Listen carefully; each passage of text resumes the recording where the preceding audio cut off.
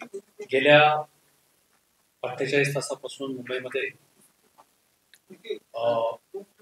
मोठ्या प्रमाणावरती पाऊस चालू आहे. रेड अलर्ट देखील जाहीर करण्यात आलेला आहे आणि त्याचा विचार करून आपण काल सर्व शाळा, महाविद्यालय, शैक्षणिक संस्था यांना सुट्टी जाहीर केली होती. आज शासनाशी सल्लामसलत करून आपण सर्व शासकीय कार्यालय, निमकार्यालय, निमशासकीय कार्यालय यांना देखील सुट्टी जाहीर केलेली आहे आणि खाजगी कार्यालयातल्या लोकांना देखील आवाहन केलेलं आहे की शक्यतो वर्क फ्रॉम होम करावं आणि कार्यालयामध्ये येऊ नये, जेणेकरून वाहतुकीवरचा ताण कमी होईल. गेल्या 24 तासामध्ये बऱ्याच ठिकाणी 300 मिलीमीटर पेक्षा सुद्धा जास्त पावसाची नोंद झालेली आहे आणि एवढ्या मोठ्या प्रमाणावरती पाऊस असताना देखील आपली सर्व यंत्रणा, मुंबई महानगरपालिकेची यंत्रणा, पोलिसांची यंत्रणा, रेल्वेची यंत्रणा, NDRF हे सर्वजण त्या ठिकाणी कार्यरत आहे.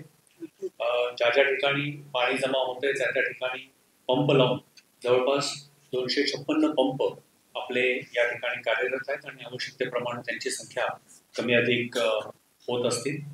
या वेळेला सध्या मध्य रेल्वे, पश्चिम रेल्वे ही वाहतूक सुरळीत चालू आहे.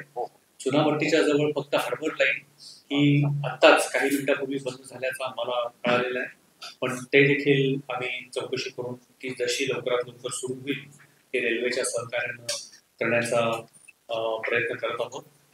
मिठी नदीची पातळी ही सकाळपासून वाढत चाललेली आहे आणि त्या ठिकाणी मिठी नदीची पातळी ही जवळपास आता 3.9 मीटर म्हणजे 3 मीटर 90 सेंटीमीटर एवढी वाढलेली आहे. तर ती जवळपास धोक्याची पातळी आहे आणि त्याच्यामुळं मिठी नदीच्या किनाऱ्यावरती राहणाऱ्या झोपडपट्ट्या ज्या असतील किंवा तिथं राहणारे जे लोक असतील त्यांना स्थलांतरित करायचं काम चालू आहे. महापालिका आणि पोलीस या दोघांनी तिथून आतापर्यंत 400 लोकांना स्थलांतरित करून जवळच जी MM म्युनिसिपल स्कूल आहे त्या ठिकाणी त्यांना शिफ्ट केलेलं आहे. त्यांची राहण्याची, जेवणाची व्यवस्था करण्यात आलेली आहे.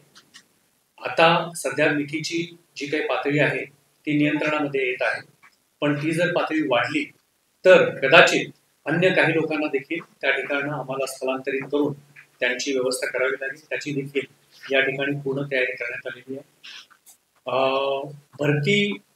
उच्चतम भरतीची जी मर्यादा आहे ती आता संपलेली आहे वेळ, त्याच्यामुळे आता पाणी कमी होत चाललेलं आहे आणि पुढच्या 1 तासामध्ये जर पाऊस हा साधारणतः राहिला तरी देखील हे जे काही पाणी जमण्याची साचलेली ठिकाण आहे तिथलं पाणी सगळं मुक्त होईल असं मला वाटतं. परंतु आता IMD असेल किंवा अन्य काही ज्याचा आपण भविष्य मान्सूनचा आपण अंदाज घेतो तर त्याच्याप्रमाणे अजून पुढचे काही तास मुंबईमध्ये फार मोठ्या प्रमाणावरती पाऊस होण्याची शक्यता आहे.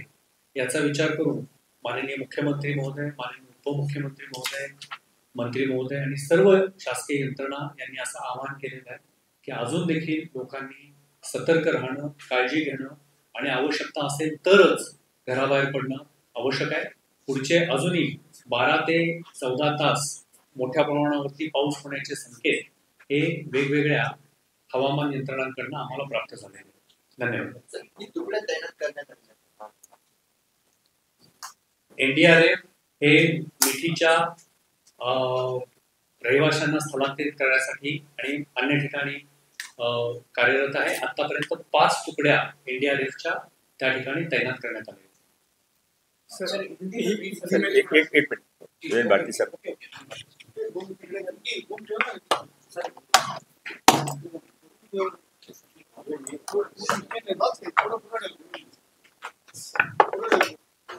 कालपासून चालू असलेल्या पावसाची स्थिती बघून मुंबई पोलिसांनी बृहन्मुंबई महानगरपालिका व इतर सर्व एजन्सीशी संपर्क साधून व्यवस्थित बंदोबस्त लावलेला होता. त्यामुळे सामान्यांना थोडीफार अडचण झाली, पण ते व्यवस्थितपणे बंदोबस्त असल्यामुळे त्यांना वेळेच्या आत आपण रोड डायव्हर्ट करून आणि इव्हॅक्युएट करून योग्य ठिकाणी पोहोचवलं. आणि विशेषकर लहान मुलं वगैरे जे सकाळी होते अडचणीत सापडलेले त्यांना व्यवस्थित घरपोच केलं. जसं आयुक्त साहेबांनी सांगितलं, सर्व शाळेत आणि शासकीय कार्यालयात सुट्टी डिक्लेअर करण्यात आलेली आहे. त्यामुळे आज सकाळपासून वाहतूक वर ताण फारच कमी आहे. तरीही ज्या ठिकाणी पाणी साचलेलं आहे त्या ठिकाणी आम्ही रोड डायव्हर्ट करून इमर्जन्सी सर्व्हिसेस चालू ठेवण्यासाठी सर्व व्यवस्था केलेली आहे आणि कुठलाही याच्यामध्ये इमर्जन्सी सर्व्हिसेसवर असर पडलेला नाही. पुढच्या येणाऱ्या काळात आता मिठी नदीच्या काठीत राहणारे जे लोक आहेत त्यांना इव्हॅक्युएशनचे प्रोसेस चालू आहे.